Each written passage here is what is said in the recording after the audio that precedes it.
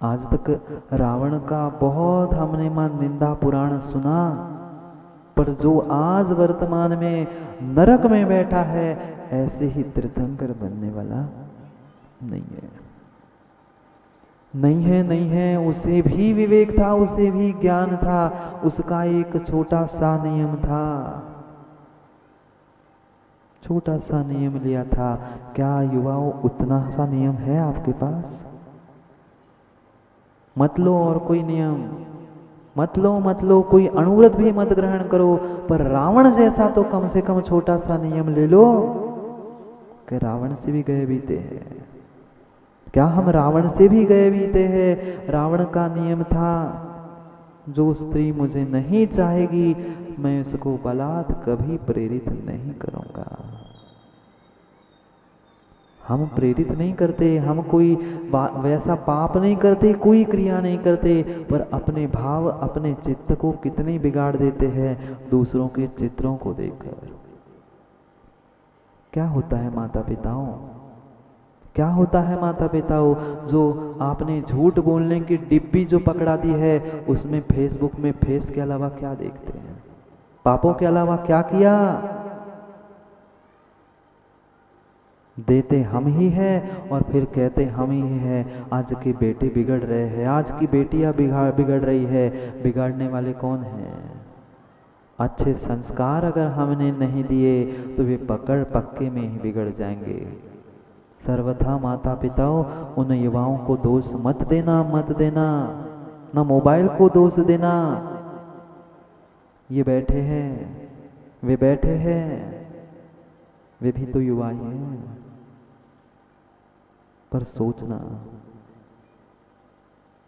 वह जो उपरंभा रानी थी नलकुंवर की, आज रावण की प्रशंसा करनी। पर्युषण का आखिरी का दिन है, दूसरे दिन उसका अपमान हुआ था, आज थोड़ी सी उसके छोटे से नियम की प्रशंसा करने में क्या जाता है? पंडित जी कभी भी जीवन में कोई छोटा सा चुटकी भर भी अच्छा काम कर ले तो उसकी प्रशंसा करने के लिए चूकना मत, बिल्कुल मत चूकना। चाहे छोटा बालक हो, चाहे 80 साल का वृद्ध हो, जिसने जो जो अपने अनुसार क्रिया की है और अच्छा काम किया है तो अवश्य उनकी प्रशंसा करने के लिए चूकना मत। वचनम किम दरिद्रता, अच्छा बोलने में हमारा जा क्या रहा है, उसका विषय वो जाने, पर हम तो अच्छी ही बात देखेंगे। रावण में भी अच्छाई हो सकती है, हो क्या सकती है, थी, रावण में भी अच्छाई थी। वह जो उपरंभा थी नलकुंवर की पत्नी, वह अपने दासी सहेली से कह रही थी, सहेली अब मैं आकुल व्याकुल हो रही हूं, बहुत साल बीत गए, बहुत साल बीत गए, एक मेरी बहुत तीव्र इच्छा है। सहेली कहती है कौन सी ऐसी बात है, अभी तक आपने मुझसे कुछ कहा नहीं, कह दो, आप जो कहो मैं आपके सामने हाजिर कर दूंगी। वो कहती है सहेली तुम्हें तो पता है, तुम्हें तो पता है, बचपन से ही मेरा मन उस रावण के रूप में रिझा है। जब भी उसके रूप को देखती हूं, जब भी उसके बारे में सोचती हूं, मैं अपने आप को संभाल नहीं पाती। ऐसी ही तो स्थिति है। बेचारे पहले चेहरे को देखते हैं, पहले चित्र को देखते हैं, फिर चित्त को बर्बाद करके है, फिर घर समाज सबको बर्बाद कर देते हैं। एक क्षण की वासना, एक क्षण की वासना, एक क्षण की वासना पूरा जीवन, पूरा धर्म, सब कुछ बर्बाद कर देती है। दासी से सहेली से कह रही थी बस तुम्हें तो पता है, उसका नाम सुनते ही, उसकी याद आते ही मेरे कंठ से पानी नीचे नहीं उतरता, मेरे कंठ से पानी नीचे नहीं उतरता, भोजन नहीं जा रहा है, क्या करूं? वो कहती बोलो, आदेश करो, आप आदेश करो, मैं दासी हूं, आप जो जैसा कहे वैसा कर दूंगी। वो कहती बस मेरी एक ही इच्छा है जो बचपन से, मेरी वो इच्छा पूरी कर दे, मुझे मुझे उस रावण के साथ मिला दे। बस एक बार उस रावण के साथ मुझे एकांत में मिला दे। इतना कहकर वह दासी के सामने वह जो उपरंभा थी, कौन थी? महारानी, नलकुंवर की महारानी, हाथ जोड़कर उसके चरणों में झुकने ही लगी थी। कौन? महारानी दासी के चरणों में झुक रही थी, भीख मांग रही थी, मुझे एक बार, कैसी वासना, कैसी विचित्र दशा है। जानते हैं, समझते हैं, पर मन नहीं मानता, मन नहीं मानता। राजेश भैया, आपने योग में पढ़ा होगा, योगा में पढ़ाया होगा, वह शरीर के वेगों की चर्चा की। शरीर में जब काम वासनाएं सताती है, 10 प्रकार के वेग आते हैं। भूख नहीं लगती, प्यास नहीं लगती, सामने और कुछ नहीं दिखता, मात्र एक ही एक बात, एक ही एक चित्र दिखता है। नींद नहीं आती, शरीर तपने लगता है, भूख प्यास भूल जाता है, मूर्छित हो जाता है। और 10वां वेग जब आता है, 10वां वेग जब आता है तो प्राण ही छोड़ देता है। उसे भी काम वेग सता रहा था। उस दासी के चरणों में गिर पड़ रही थी वो महारानी, मेरी इतनी इच्छा पूरी कर दे। वो कहती, कैसी बात करती हो महारानी साहब, सहेली भी कह रही हो और मेरे चरणों में, मैं दासी हूं, मैं जाती हूं, मैं अभी जाती हूं रावण के पास और आपका समाचार दे के आती हूं, देखती हूं क्या होता है। विद्या के बल से कुछ क्षण में ही वह रावण के पास पहुंची। रावण से पूरा इतिवृत्तांत बताया कि ऐसे ऐसे उपरंभा नीलकुंवर की रानी आपके साथ कुछ एकांत में समय चाहती है। अभिप्राय को समझ गया था रावण, मात्र आज तक हमने उनकी बुराई, रावण की बुराई सुनी और बुराई ही सुनाई है प्रसन्नता, पर उसके पास भी कुछ गुण थे। उसने सोचा ये कैसी बात करती है, मेरा नियम भी है और मैं इतना बड़ा राजा, अगर किसी को ये बात गुप्त पता चल गई तो क्या होगा। हे गुरु माँ, क्या बोला? माँ नहीं बोला, माँ नहीं बोला, माँ नहीं बोला। हाथ जोड़कर देवेंद्र भाई उस उपरंभा को रावण कहता है, हे गुरु माँ। वो कहती, क्या कह रहा है? मेरी इच्छा? कहती, क्षमा करना हे गुरु माँ, क्षमा करना। जो किसी को विद्या दान करता है, जो किसी को विद्या प्रदान करता है, वह उस शिष्य के लिए गुरु होता है। आप मेरे लिए इस अलंघ दुर्लंघपुर को जीतने के लिए जो आपने विद्या प्रदान की थी, उस विद्या को देने से आप गुरु माँ बने हो। आप गुरु माँ बने हो और गुरु के माँ के साथ कैसा व्यभिचार, कैसा व्यभिचार। आप सोचो, आप इतने बड़े कुल से, आपके पिता, आपकी माँ कितने बड़े कुल की, ये नलकुंवर, उसकी आप पत्नी हो, आपको ऐसा कार्य शोभा नहीं देता। मैं भी बहुत बड़ा राजा, मेरा भी कुछ मान सम्मान प्रतिष्ठा है, मैं ऐसा कुछ गलत काम कर दूंगा? राजा ही ऐसा करेगा, राजा ही बाड़ी ही खेत को खाएगी, तो जानवर से कौन बचाएगा? मैं राजा होकर ही अगर ऐसा काम करूंगा तो प्रजा से मैं क्या कहूंगा और कैसे दंड कराऊंगा? नहीं गुरु माँ, गुरु माँ क्षमा कर देना। जिस दिन से, जिस क्षण से आपने मुझे विद्या दी थी, आप मेरे लिए गुरु बने थे और मैं कभी भी गुरु के साथ ऐसा व्यभिचार नहीं कर सकता था। कौन कह रहा था? कौन कह रहा था?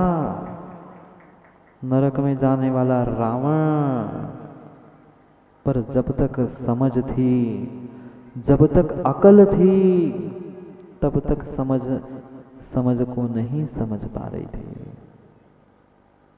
वही जब सीता को पकड़ के लाया था, तब कहाँ गया था विवेक, तब कहाँ गया था सब कुछ, इतना बड़ा ज्ञान, मेरे नाम सम्मान प्रतिष्ठा का क्या हो गया, भूल गया था, भूल गया था, भूल गया था। क्यों? वासना में विषयासक्त चित्त, न गुण बचे न दोष बचे। मात्र जब भी नाम लिया जाएगा, उस दोषों को ही पकड़कर रावण को नाम लिया जाएगा। उनके गुण विलीन हो गए, विलीन हो गए, विलीन हो गए। वह रावण सीता को पकड़ने के बाद भी फिर भी उसने पाप नहीं किया। किया क्या? किया क्या राजन भैया? नहीं किया। वह लाकर अपने नगर में, अपने वन में रखने के बाद भी छोटा सा नियम का पालन करने के लिए, वह साक्षात तो शरीर से किसी वचनों से पाप नहीं कर पाया, पर फिर भी नरक चला गया। उस रावण को तो हर जगह पर दशहरे पर जलाया जाता है। उस बाहर के रावण को नहीं, अपने भीतर के मन के रावण से पूछ लेना, मैंने आज तक कितनी नारी, कितने पुरुषों पर दो दृष्टि डाली है। उसने तो कुछ भी नहीं किया था, कुछ भी नहीं किया था, उसका नियम था। हमने आज तक कितने कितने स्त्री पुरुषों पर अपनी कुदृष्टि डाल चुका हूं। अपने आप से पूछो, दूसरे को मत देखो, दूसरे के पूछो ही मत, मैं रावण हूं कि रावण से भी गया बीता हूं। सोचना पड़ेगा, सोचना पड़ेगा। पर कब सोचोगे? समय तो शिविरार्थियों हो गया, प्रवचन का भी हो गया और शिविर का भी हो गया। देखते देखते कभी शुरुआत की थी, आज आखिर का दिन है। सोचना, वह कैसा नियोग, कैसा संयोग है पंडित जी। आज ही उत्तम ब्रह्मचर्य, आज ही उत्तम ब्रह्मचर्य, और आज ही प्रथम बाल ब्रह्मचारी पूजा की ना, आज ही पूजा की ना। कौन से भगवान की? आज ही प्रथम बाल ब्रह्मचारी वास पूज्य भगवान, जिनके उस चंपापुर के वास पूज्य भगवान का क्या हुआ आज के ही दिन मोक्ष कल्याणक हो गया। वे तो मोक्ष चले गए, वे तो बाल ब्रह्मचारी थे। हम कौन हैं? हम कौन हैं? कम से कम हम अपना ही विचार करें। वे तो भगवान बन के चले गए और चले ही जाएंगे, हमें भी तो अपने बारे में सोचना है। जाएंगे 1-2 दिन में सब अपने अपने घर। वे तो ईट चुने के घर कहीं नहीं जाएंगे। अनुभव अपने भीतर के घर का अनुभव करो। कभी तो अपने भीतर के ब्रह्म का आनंद लूटना सीख लो। सामने से आने वाली ध्वनि यही से निकली थी। सामने से जो हमें गंध आ रही थी, आनंद दिख रहा था, वह आनंद मेरे ही भीतर से निकला था। उसके पास उसका आनंद है, मेरे पास मेरा आनंद है। फिर भी पर दृष्टि डाल रहा है, पर फिर भी पर दृष्टि डाल रहा है। मत डालो दूसरे पर दृष्टि, अपने आप को निहार लो। तभी वह उत्तम ब्रह्म और उत्तम ब्रह्मचर्य का दिन होगा। आत्मा को आत्मा में, आत्मा के लिए आत्मा से ही, आत्मा में ही बैठकर लीन हो जाना, इसका नाम वास्तव में उत्तम ब्रह्मचर्य है। मात्र पशु वृत्ति का त्याग कर देना, यह ब्रह्मचर्य उत्तम ब्रह्मचर्य नहीं है।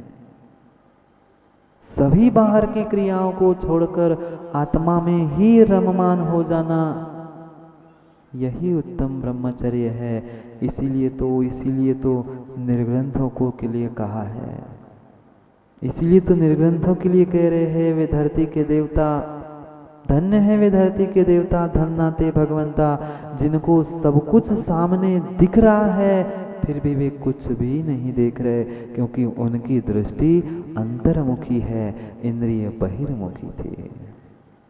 निर्णय कर लिया था, मैं इंद्रियों से बाहर की वस्तु देख रहा हूँ, भीतर से अपने अंदर की आत्मा की वह सुगंध ले रहे थे, उनको बाहर की सुगंध नहीं आती है क्या? किसी अभी कभी हमारे घर में कमरे में अच्छी भोजन की महक है या कोई अच्छा सुगंधित द्रव्य रखा है, बाहर कितनी भी दुर्गंध हो समझ में नहीं आती।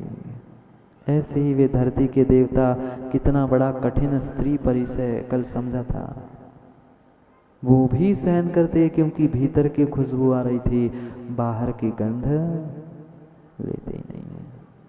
छोड़ दो भ्रम को, छोड़ दो भ्रम को, तभी प्राप्त कर पाओगे ब्रह्म को, अन्यथा नहीं होगा। पंडित जी दिखावा, भेष, डिग्री, सर्टिफिकेट, इसका नाम ब्रह्मचर्य नहीं है, भावों का नाम ब्रह्मचर्य है। अपने आप को अपने आप में लगा लेना, इसका नाम ब्रह्मचर्य है। नहीं कर पा रहे निश्चय से उतना, कम से कम ब्रह्मचर्य महाव्रत नहीं कर पा रहे हैं, महाव्रत कम से कम स्वदार संतोष अणुव्रत ग्रहण कर लो, उतना भी नहीं, रावण जैसा ही नियम ले लो, उतना ही नहीं, इतना ही नियम ले लो, शादी करूंगा तो जैन कुल छोड़ के कभी नहीं करूंगा। सोच लो, कर लो मन में कायोत्सर्ग कि करूंगा तो जैन कुल में ही करूंगा। अच्छी बात है, करो ही मत, अच्छी बात है, बहुत अच्छी बात है, करो ही मत, पर करना ही है, मानना ही नहीं है गुरु की बात, तो फिर सोच समझ के करना। जाओ शिविरार्थियों, समय हो गया घर जाने का, ब्रह्म के निज घर में पहुंचने का। करेंगे पुनः कभी, अगले शिविर में आओगे तो पुनः 10 लक्षण की व्याख्या, क्योंकि व्याख्या आज तो पूरी हो गई। करेंगे पुनः समय पर समय की व्याख्या। अभी आज का दिन बाकी है, धर्मों का व्याख्यान पूरा हुआ, अभी दोपहर में बहुत सारा काम अपना बाकी है। हाँ, जलूस होना है, अभी तत्वासूत्र की क्लास होनी है, और आपके सामने ये रखे ना, उनको कौन पुण्यात्मा भाग्यवान ले जाता है, वह भी हमें देखना है। इसलिए पुनः समय पर समय की बात समझने के लिए समय पर पुनः मिलते हैं, क्योंकि समय पे किया गया काम समय को दिलाता है। बोली भगवान महावीर स्वामी की।